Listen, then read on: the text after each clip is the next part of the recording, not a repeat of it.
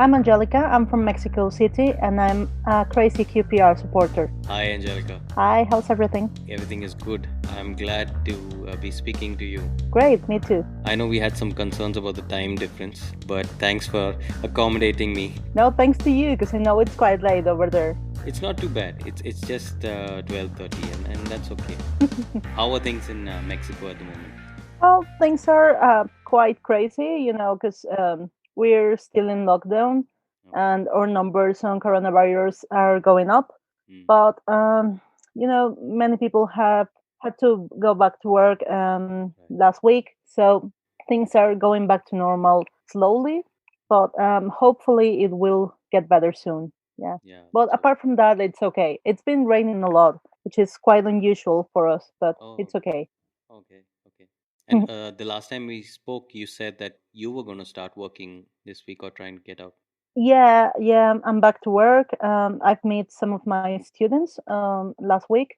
It was good. It was weird, because we are doing it online, so it's never the same. But I think it's been quite good till now. So we're starting some new courses next week, and it's gonna be a lot of work, but I think it's gonna be good. You would just want to tell everyone listening what it is that you do? Oh yeah, I'm a university professor. I used to say I'm a teacher.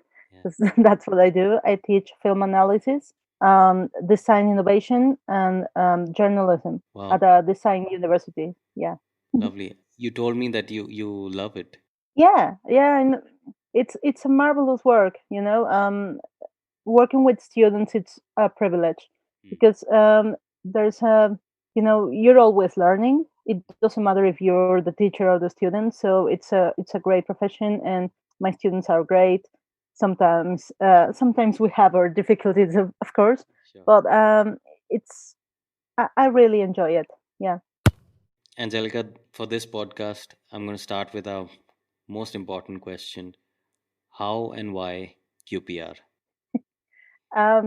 It's actually quite funny because I have a lot of friends from the UK, mostly from the north of England, Mhm. and they support Manchester United and Hull City and Liverpool. And I love those teams. I have to say that I love the Premier League and all the English teams, actually, except Chelsea, of course.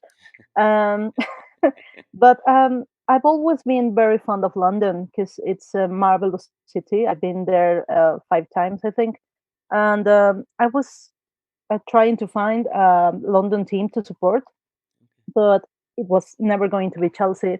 Um, Arsenal I've never been very fond of them, but I like them in a way. Um, West Ham, no way. Fulham, I mean, I was just not happy with any of them.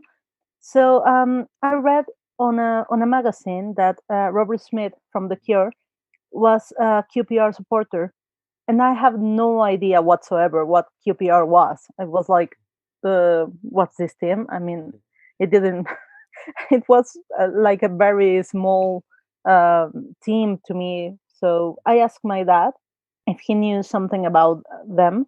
My dad was a very big fan of Liverpool, and he loved football. I mean, football around the world. He really loved it. So he told me that he knew what QPR was.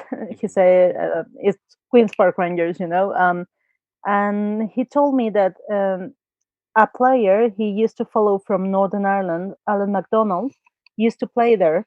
And he told me that he actually saw him at the '86 World Cup Okay. playing in Guadalajara. So Wow. it was quite weird because it was like, oh, he's a really good player.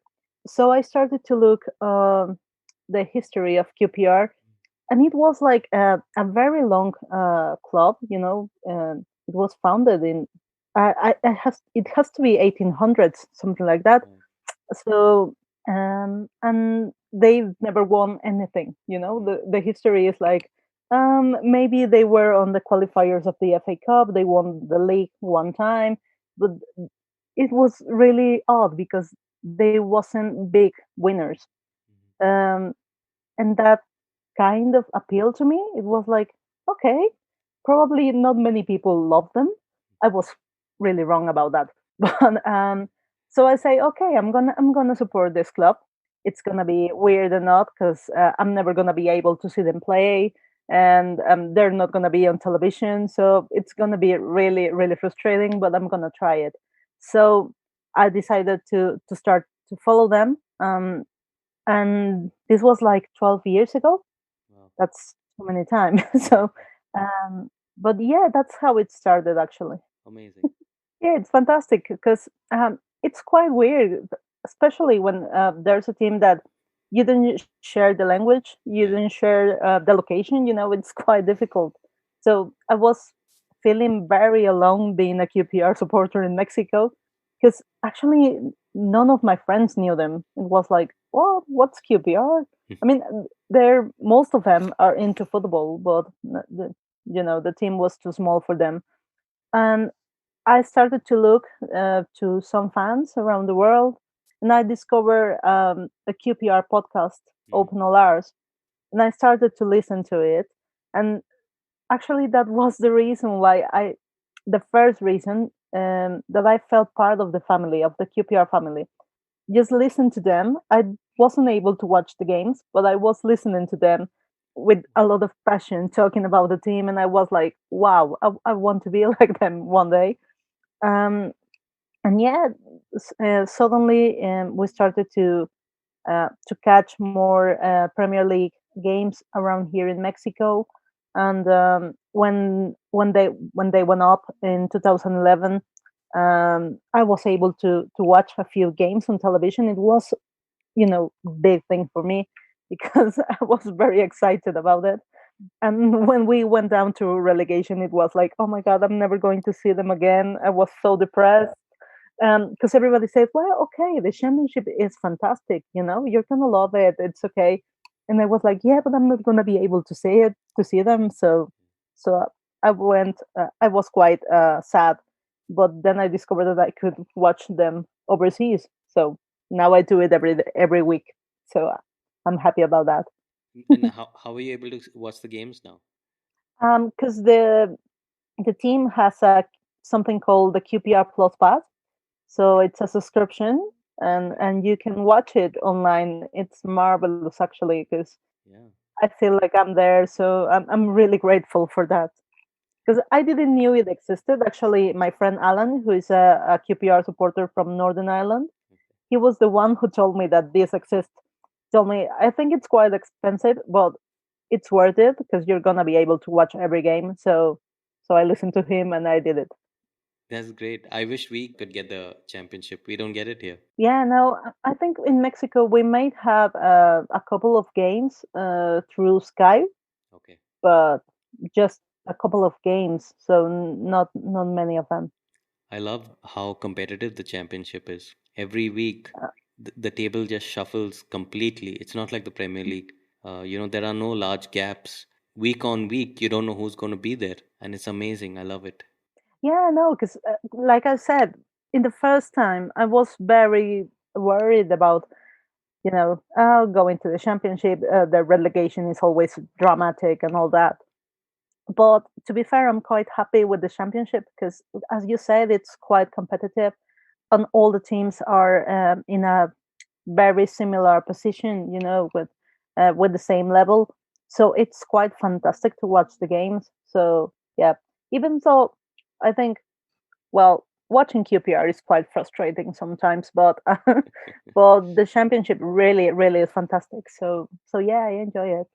The history of the club. Did you end up spending a lot of time researching it? Yeah, actually, I think this is gonna sound like I'm a really crazy girl Mm. because when Tony Fernandez was took the team Yeah. as a chairman, they had this thing called the 4-year plan. Yeah. That it was the 4-year plan to take the team to the Premier League and to support them financially and all of that. And they released a DVD, and I didn't rest till I got that DVD, and I watch it all the time because it's fantastic how this team was struggling a lot with money, with scandals and all that, and suddenly they became very strong and they came to the Premier League. And well, Tony Fernandez was like a hero to all of us with QPR. Yeah. Things are not the same now, Mm. but I don't know. It was like a story of a team that was really struggling, Yeah. but that came very strong, and that's amazing. I know. I mean, teams like Liverpool has a very amazing stories, but QPR has them too. So yeah, I'm quite happy because through researching about the story of the history of the club, I've been able to develop you know this crazy love for the team. So yeah, I really enjoy it, and I try to read as much as I can about them and all that. Actually, the oldest memory, it has to be the 86 World Cup. I was just 2 years old, but I remember quite well that I was just wearing a nappy. That's a bit embarrassing, but just wearing a nappy, and my mom used to put me in front of the television to watch the games because my dad was traveling a lot because of work. We were living in the southeast of Mexico in a place called Merida.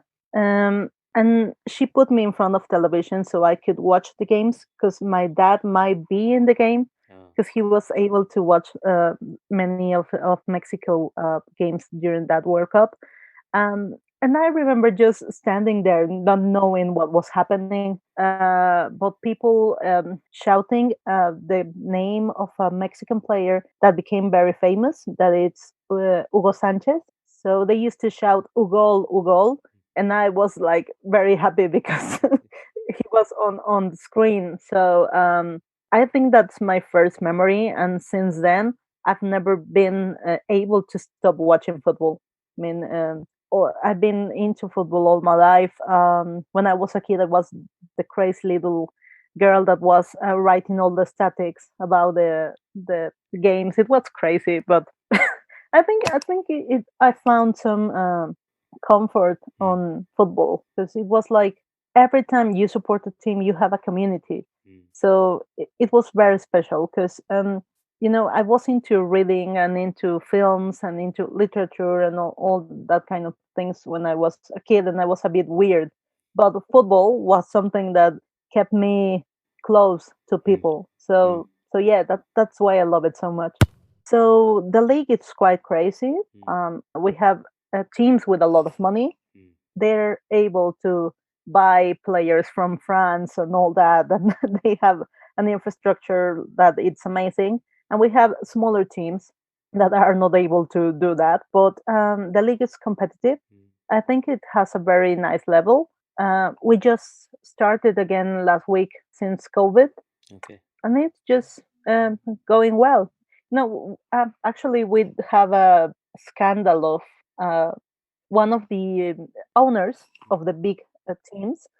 It's going to prosecution because some money issues. Yeah. so, so yeah, football is that kind of thing in Mexico. A lot of money it's going on. So yeah, but it's a good league. I enjoy it. It's Yeah. it's not as good as the championship, but yeah, I enjoy Yeah. it. I watched on Netflix the series with Maradona in Mexico. Have you seen that? Yeah, Is it always that crazy, or is it just because of Maradona?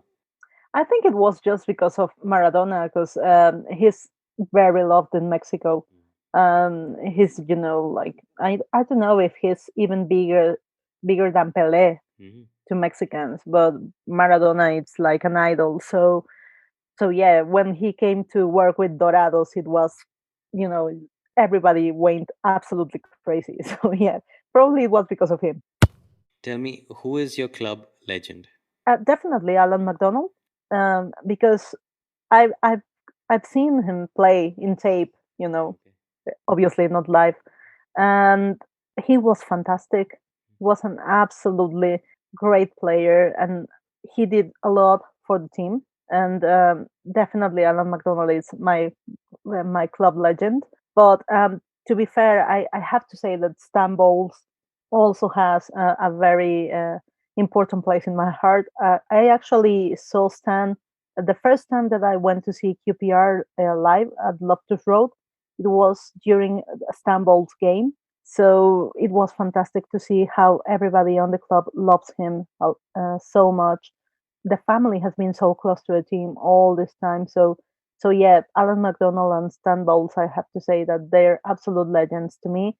And even if I didn't get to see them play, if even if they are from another era, um, and of course I love this team because of Alan McDonald, so I wouldn't say any other name, and I'm quite obsessed with him. And but I also have a very true love and deep love to the players that I started to watch in 2011. Mm. Clint Hill has a very very special place in my heart. He's from Liverpool, and I adore him. And he's always been very nice with QPR. And Alejandro Forlin from Argentina, um, who is a fantastic man. I don't know. I love them all. The player you feel deserves a bit more praise for the time at the club. That's actually a very difficult question because the QPR fans are quite fair with their players, but I would say probably Jamie Mackie because he was fantastic, but he never got the QPR legend title, and I think probably him. But I think everybody loves him. I've never met a QPR fan that doesn't like Mackie. It's just that he wasn't labeled as a legend, I would say. I think Scowen actually gave us all his effort. I mean, he just left QPR last year. I saw him every match doing 100% of effort, and he was. I mean, sometimes he wasn't great, but you can be great all the time. And yeah, he got a bit of harsh treatment. So to me, yeah, when he went away from QPR, I was very sad, and very few people were saying that they were feeling bad about Scowen leaving. And yeah, I think he deserves a better place in our team because I've never seen a player doing so much for the team on the pitch. I mean, maybe he was not a guy that used to talk too much, that used to be, on the spotlight, you know, but I think he deserved better. And he's now at Sunderland, I was reading. Yeah, he is. Yeah, but I don't think he's got a chance to play. He joined just when was it? January? Yeah, yeah, and that's probably the reason is because he's very laid back. Okay. So probably that's why he's not getting a chance on the team. And but I think he's a great player. I mean, and sometimes the player is not just Cristiano Ronaldo. No, Yeah. it's not always this big star. Um, the good players are also the ones that give all their efforts, that give 100%. So, but yeah, he has to do more noise to be heard. Young players you are looking to see more of in the years to come. Definitely Ilias Chair because I think he's gonna be brilliant. I mean, he's too young. He's fast. He has very good condition. He's dedicated. So I think he's gonna be great. I would say Evere Esse too, but he's going. I know he's going because he's a fantastic player. So I know the bets are high for him. So I think he's leaving QPR. Who are QPR's biggest rivals? Uh, I'm gonna say Chelsea. Because it's a London thing, and it's not actually. I mean, it's nothing wrong with Chelsea on the pitch. I mean, as players and as all that, but I don't know. We have a lot of history with them, and John Terry, who is a big Chelsea figure, is got a very bad history, bad behavior, and I don't think QPR are gonna be able to forget that. so, so yeah, I think Chelsea definitely. But we also have our rivals on the championship, and I think we with Brentford we don't get along quite well. So yeah, with the London teams, it's our biggest rivals, but the rest are okay. What is it about Chelsea in particular? Or is it To be just fair, because I think Chelsea it's an organization that it's quite, they have a lot of money. They sometimes, I'm not saying all the time, but sometimes they look a bit like mercenaries. like players that come for a lot of money, then go Mhm. out on the next season, and that the team doesn't have a very deep tradition or players that stay long. Of course, Frank Mhm. Lampard is an exception. You know, Frank has been a great player for Chelsea, and he's now the Mm. coach. So I think he's respectful, you know, in with his team and all that.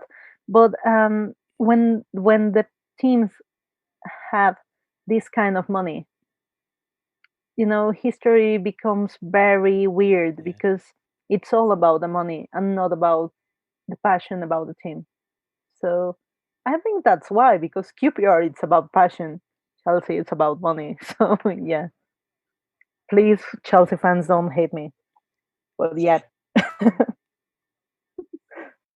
But that's something that I feel that is different in the championship teams. I feel that it's still a rich league by most standards. It's still a rich league, but the teams are built around community and things like that. And this was something I wanted to bring up earlier as well. When I was growing up in all those years, it was always Loftus Road, right? I mean, that was the stadium, yeah, and it's no yeah. longer called that, is it? No, It's no. Now it's the Kayan Prince Foundation. yeah. Yeah. Um. Okay, there was a very uh, harsh debate about it, Mm. because you know, many of us still call it Loftus Road, Yeah. but it's not out of disrespect or anything. I think it's just because of the tradition. Yeah. The Kayan Prince Foundation was, you know, the owners were looking for a charity Mm. to name the football ground after a charity, and they actually made a poll with the supporters and all of that, and the Kayan Prince Foundation was the winner. And I think it's a very you know, it's a very good cause. Yeah. So Kayan Prince was a young man that was murdered, and so they took his name to do this foundation, and I think that's very something very lovely to do. And so we took the name of the stadium, and it's weird. Mhm. I have to admit it. It's weird. It's odd because we were very used to call it Loftus Road. But I think it's an honorable thing to do, Yeah. to name the stadium after institution that it's doing great work. So it's all right, Yeah. and nobody gives you a bad luck Mm. if you say Loftus Road. So it's okay. Yeah, but that's now the Kayan Prince Foundation Stadium. I love that. It's a very noble thing to do, especially when you have a team like QPR and generations upon generations know it as Loftus Road, and we sometimes get very used to holding on to these traditions. I was reading about it, and I think it's a wonderful thing, and I think that it's a very bold move. I'm sure most people, especially some older fans, would not have liked it, but at the same time, I think it's a very, very noble gesture on the part of the club. Yes, definitely. And to be fair, in the beginning, I think some people were like, "Oh, we're gonna call it Loftus Road, anyways."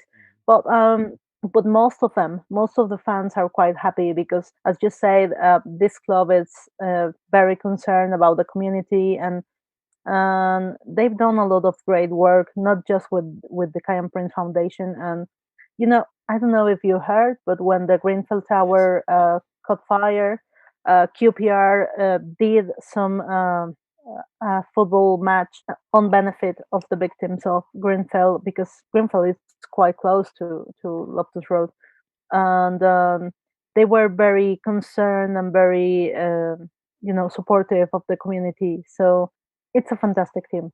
So yeah, I'm happy with the new name. I told you that the first time that I felt part of the QPR family was through listening the QPR podcast, Open All Hours. Um, I started a great friendship with one of the guys from the podcast, Paul Finney, and he's from Northern Ireland too. World is too small. So I was going to England in 2017, So he say, well, if you're going to be here, you have to see QPR. So he got me tickets for the Istanbul's game, and it was fantastic.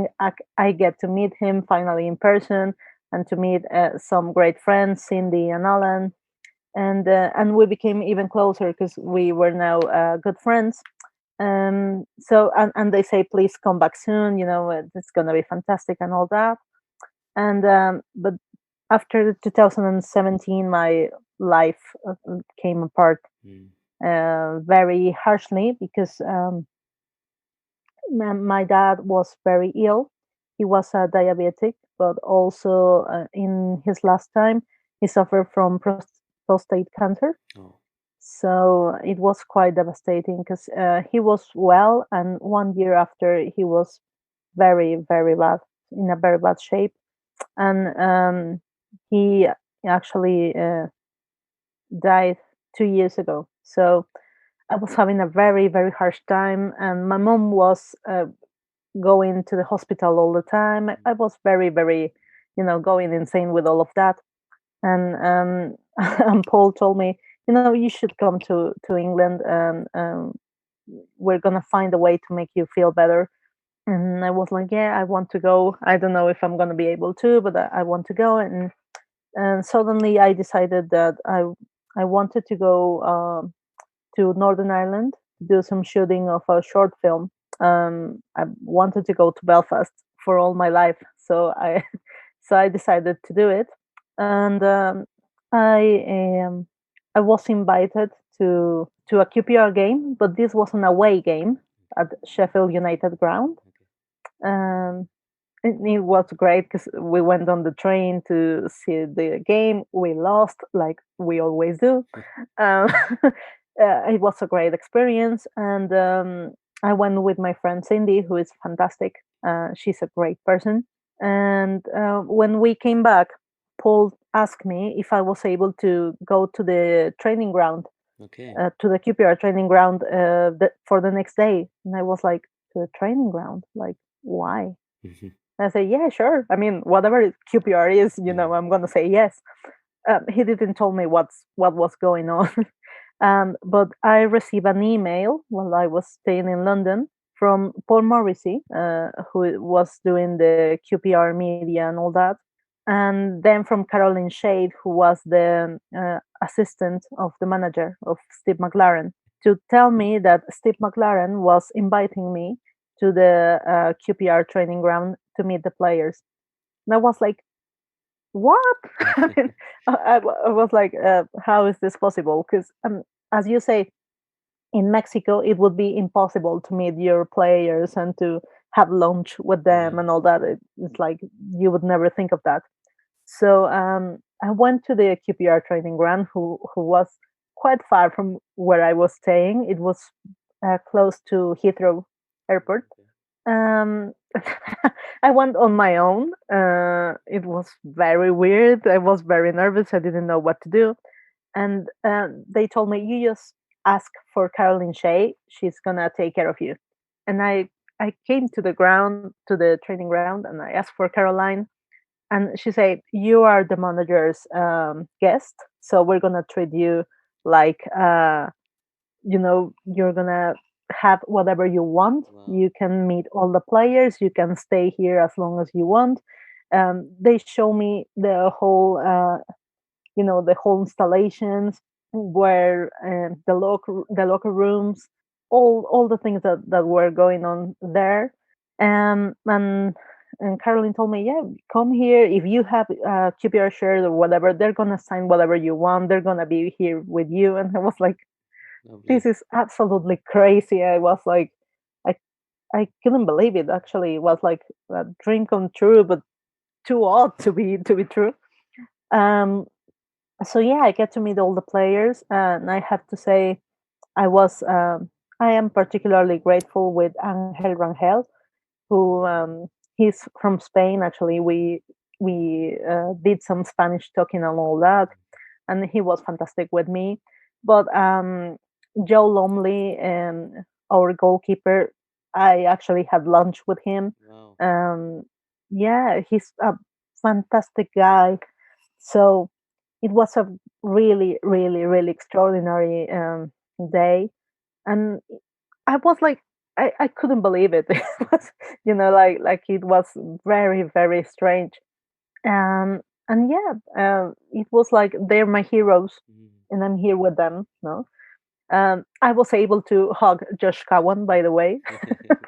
um, so yeah, and they were all very, very great with me. And I met Steve McLaren. He was very funny. He was a great guy with me. So we took a photo. It was fantastic. So it was an unbelievable day. And I just realized that QPR actually do this very often because they want to keep the community close. So I remember the email said, um, "We're inviting you because you've been through a lot of bad times, Yeah. and so we want to make you feel better." And it was like, it's your football team is telling you that. It was Yeah. unbelievable, and yeah, it was great. Wonderful experience for a lifetime as well. Yes, definitely. And it was too weird because I'd missed our local game that was the next day, but I was flying to Mexico. But actually, Caroline told me, you have my phone number, so if you come back to London, you just come again, come to a game. You're very welcome here. So it was like, this is crazy, absolutely crazy. No other team in the world would do that. So I'm very, very grateful with all of them, with Paul Finney and with Paul Morrissey and with Caroline Shea, with Steve McLaren, of course. That he's not our coach anymore, but I love him. So yeah. I love that, and I Mhm. thank you for sharing that with me, because No.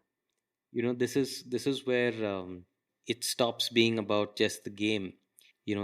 These clubs and what they mean to us, and how invested we are in them in moments like these when it's a long distance love for a lot of us, but in moments like these it's a love that's reciprocated, and you're overwhelmed by it. I'm overwhelmed by the gesture and everything that they do, and like you said, it's something that they do quite regularly. Yes, definitely. And I was surprised because I tweeted the pictures after after my reunion with the guys, with the team, and everybody, all the supporters were like, "You're part of our family. You're very welcome here." They're very warm people. So QPR fans are fantastic. The football team is fantastic. The football staff are amazing. So yeah, it's I'm very proud to be a QPR supporter. To be fair. I feel quite honored to be honest that even because we talked about this the last time. It could happen that if you're a faraway fan, Mm. they could say like, "No, you're not a fan." Mhm. Like, who are you kidding? You're in Mexico. Yeah. You're not a QPR supporter. But they were very, very, very welcoming with me. All of them, all the players, the staff, the fans, all of them. So this QPR family is fantastic. And the QPR community across the world. Do you know of any other fans from other countries?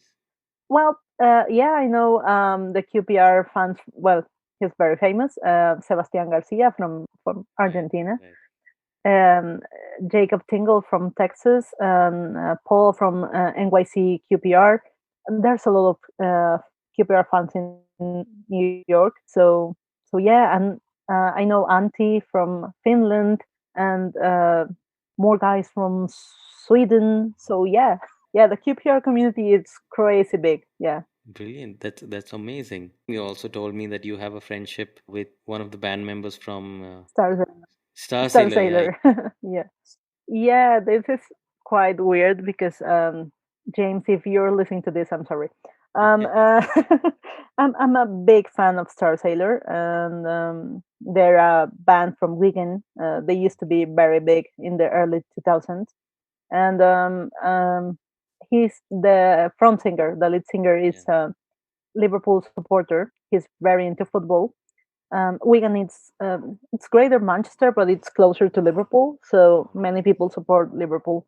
The other members of the team of the band, I think they support Man United. Um, but But I've been following James for all 17 years, something like that. And last year, I get to make an interview with him Okay. for a Mexican magazine because they were finally coming to play in Mexico City. And it was a great chat. It was a fantastic interview. He was very comfortable. I was very happy with it. And after the gig in Mexico City, I went to see them. So many people are going to say I went to stalk them, but I didn't. And when I was in front of him, he told me, "You're the girl who supports QPR." And I was like, "What?" And I was like, Wow. "It's James Walsh. James Walsh is my idol," and he was telling me that. I was like, "Yeah." And he say, "Why?" So it was quite funny, and he's a great guy. He's a very down to earth guy. He's a fantastic songwriter. So yeah, we have communication, and we he only knows that I exist because I support QPR. So yeah, So how did he find that out? because of my Twitter picture. Oh, okay. Yeah, because we follow each other on Twitter, and Okay. we have a long story actually. Because some of my students made a video for one of his solo songs a few years ago. So we've been in contact through Twitter for a few years, and he never asked me before, but the moment he saw me in person, he was like, "You are the girl who supports QPR." So yeah, I think he was very intrigued. A game that left you disappointed and a game that left you elated. The game that left me disappointed has to be that game against Man City when Joey Barton got sent out with the red card after punching Aguero on the face. I would have punched Aguero on the face too, but and Joey Barton is a player that I love, but there was a lot in the game for us, Hmm. and that it was so frustrating and disappointing.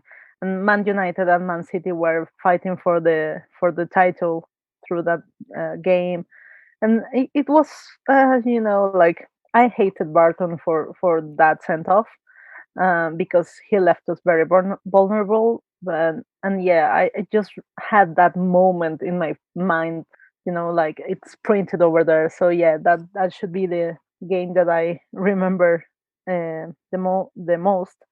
And the game that makes me happy, QPR game that makes me happy. Well, it has to be obviously when we got up and the Bobby Zamora scoring our winner. That moment was fascinating, and yeah, it was crazy. So yeah, those are my ups and downs from QPR. Yeah, It's funny that you said that because ups and downs. QPR, where are they this season? I think it was a 13 place on the championship. 13. Okay. Yeah, yeah, yeah. Actually, the last game of the championship was quite enjoying because we were middle of the table. We weren't going down or going up, so we were all chilled out. So it was good. We enjoyed the game. So yeah, and sometimes, well, very often when I'm watching the games, I'm very concerned. I'm very worried that we're going down. This is horrible. So the last game was very very good for us. Yeah. Yeah. Like I was telling you, I find this, I get nervous. Yeah, it happens to me all the time that no matter what, I'm nervous. And last season was horrible because we were always worried about relegation. It didn't happen, fortunately. But yeah, you feel like you're losing your life every game. Like those 3 points has to be ours, and when they're not, it's very very frustrating. But yeah, I get nervous every Saturday. Yeah, I have a big collection of scarves. Okay. I think I must have around 50. Wow. Yeah, most of them from English teams, some teams from Germany and from Holland. Well, the Netherlands. Sorry, I didn't say Holland. the Netherlands, and Mexican teams, of course. I think the weirdest one should be the Saint Pauli one from Germany. Yeah. Yeah, and yeah, I think I have scarves for all the Premier League teams in some championship teams like Wigan, Hull. Obviously, I have like 10 from QPR Uh, and Southampton. I think. Yeah, I have quite a lot. so how did you start collecting them? I mean, QPR I can understand, and the others. I had a dream that was, when I was younger, that I wanted to open a pub Oh, with the football team. So nice. I thought that it would be a great idea to have all these cards on the walls. So that's why I started the collection, but I never got the pub. So yeah, I mean, you still can. yeah, yeah, sure. That's amazing. You should have told me this earlier. I'm crazy. I know every town that I visit, I go to the football ground or to the football shop, and I buy a scarf. So yeah, and friends, if they go to some holidays, they bring me scarves from their local clubs and all that. Yeah. Lovely. That's lovely. Wow, that's amazing. 50 scarves is no small collection. No, it's a really big collection, but I should stop because I don't have place for any of them I was anymore. that was going to be my next question. How do you manage the space? No, it's crazy. I know. It's Nobody too should. harsh. Nobody No, should. no. It's no small feat, man. 50 scarves. That's quite a Yeah, collection. no. It is. And the only one that I'm missing, it's quite weird because when I was in Belfast, I ordered a Glentoran scarf. Glentoran is a team from East Belfast, and I went to see them play. By the way, Yeah. um, and but I didn't want it to lose it because I was going to be traveling. So I ordered it to my friend's house that was in Hull. And when she was going to see me in London, I told her, when you come to London, you bring me the scarf. It's gonna arrive to your house and that. But that stupid scarf arrived 2 days later Oh, when she was in London. So and she later sent it to me through mail, okay. but it got lost into mail. So I'm gonna get that scarf one day. Well, when I was a kid, I wanted to be a journalist, and I think many kids want to be a journalist when they're small. But I wanted to be a journalist because I heard about the Troubles, this big separatist conflict between Catholics and Protestants in Northern Ireland, Mhm. and I grew up watching films about it, watching The Crying Game from Neil Jordan, who was a fantastic film, and it's still one of my favorite films. And I started to read a lot of Northern Ireland history and Irish history in general. And I always wanted to go to Belfast, Okay. but the first time that I was able to travel overseas, I didn't went to Belfast because I was a bit scared because the IRA was still active. Well, they say. I don't know if it was true, Okay. but I didn't went. So it took me, I don't know, the first time that I was in Belfast, it was 2016, I think. And I've always been obsessed with all of it, the culture, the music, the cinema, football. The football team, it I don't want to get into politics, but it drives me crazy that they sing the God Save the Queen Mm, anthem. yeah. I just don't get it, but people from Northern Ireland are going to hate me after this. So it's a very intriguing place, and they have a lot of history, and it's a beautiful place. When I finally got to go there, I discovered that Belfast is a fantastically beautiful city. I fell in love with it. I want to live there one day. It's my dream, and I hope I achieve it. So yeah, and I don't know, the music. I've always been into political music, so and the actually the Northern Irish shirt from the national football team. it's very, very similar to the Mexican shirt. Yeah. So it's always been like that crazy connection. Like our teams are very close. The first time I went to Ireland, to the Republic of Ireland, somebody told me that Irish and Mexicans were quite similar. Mm. That we were warm people, friendly people. So I have very close and very great Irish friends, and I don't know. I just love the culture, and I have a very very strong respect about it because I think it's not easy to be a country divided. Mm. So yeah, it's fascinating. So, and the fact that my first QPR friend was from Northern Ireland was crazy too. Was very very weird. So yeah, yeah, that's my crazy thing with Northern Ireland. Brilliant. And I hope you realize your dream and are able to live there someday. Thanks. I hope I get to do it. And if not, I will go to do a PhD over there or something. Oh, is that something you're looking into? Yeah, I was looking into it before the coronavirus crisis, and Oh, I'm quite sad that oh. all everything went a bit crazy. But I will try to look for it in the next few years. So my favorite question. You said you've been a QPR fan for how many years now? Uh, 12 years, but I'm gonna be more strict with me, and I'm gonna say 8 years Okay. because there were 4 years of crazy years. It's been a long journey as a QPR fan. What has it meant to you? um, it's a very tough question, but I would say that it means a lot because it's not easy to be in Mexico and to have all these particularly odd tastes, in music, in film, in football, and being on your own with nobody else likes the same. It's very, very harsh. But when I found QPR, when I found the QPR supporters, I just realized that there's a lot of people that feels the same about football, about cinema, about music, and that we share interests, and we could be very good friends with them. To me, it means that I found a community to belong to. Because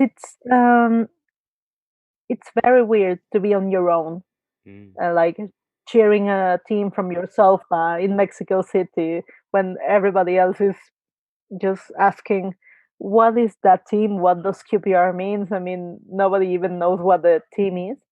So to be a QPR fan, to me has been like founding a family, a faraway family, but a great family. Because I have to say that particularly Cindy, Alan, and Paul are fantastic, and I thought of them as family. So yeah, it meant a lot to me.